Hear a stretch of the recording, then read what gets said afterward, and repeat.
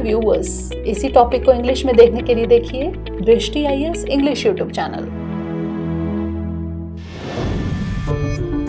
दृष्टि IAS के to the point programme में आपका स्वागत है। आज का हमारा टॉपिक है डार्क स्काई रिजर्व यानी DSR। आइए जानते हैं कि ये चर्चा में क्यों है। हाल ही में विज्ञान और प्रौद्योगिकी विभाग यानी DST ने हानले लद्दाख में भारत के पहले डार्क स्काई रिजर्व यानी DSR की स्थापना की घोषणा की है। आइए अब जानते हैं कि DSR क्या है। डार्क स्काई रिजर्व आमतौर पर पार्क या वेधशाला के आसपास एक ऐसा क्षेत्र होता है जो कृत्रिम प्रकाश प्रदूषण यानी आर्टिफिशियल लाइट पोल्यूशन को रोकता है।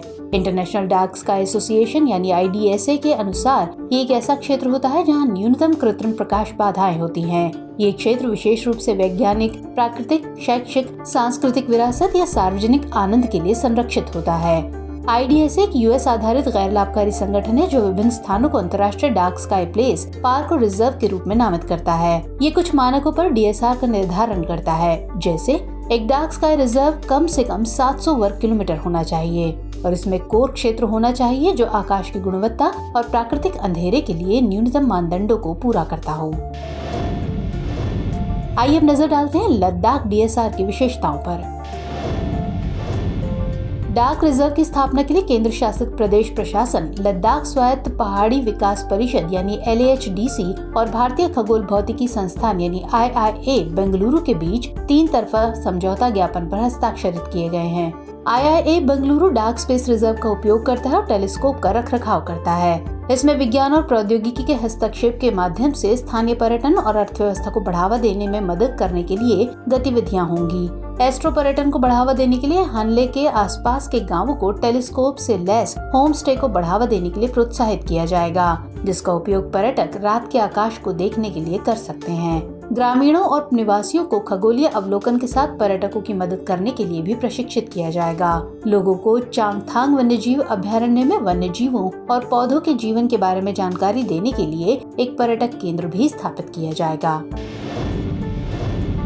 अब जानते हैं कि लद्दाख को क्यों चुना गया। तो डार्क स्काई रिजर्व यानी DSR समुद्र तल से 4500 मीटर की ऊंचाई पर स्थित है, जो इसे दूरबीनों के लिए एक आदर्श स्थान बनाता है। ये रिजर्व चांगथांग वन्यजीव अभयारण्य के भीतर आएगा। विरल जनसंख्या वाला शीत मरुस्थल, ये एक शुष्क ठंडा रेगिस्तान है जिसमें विरल मानव आबादी है।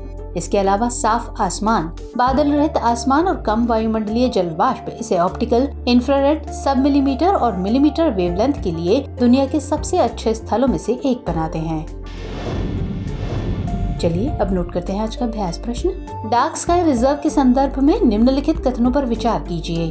कथन 1, एक डार्क स्काई रिजर्व कम से कम 700 वर्ग किलोमीटर का होना चाहिए। और कथन 2, इसमें कोर क्षेत्र होना चाहिए जो आकाश की गुणवत्ता और प्राकृतिक अंधेरे के लिए न्यूनतम मानदंडों को पूरा करता हो। आपको बताना है कि इनमें से कौन से कथन सही है या सही हैं। ऑप्शंस हैं A केवल 1, B केवल 2, C 1 और 2 दोनों, या फिर D न तो 1 और न ही 2।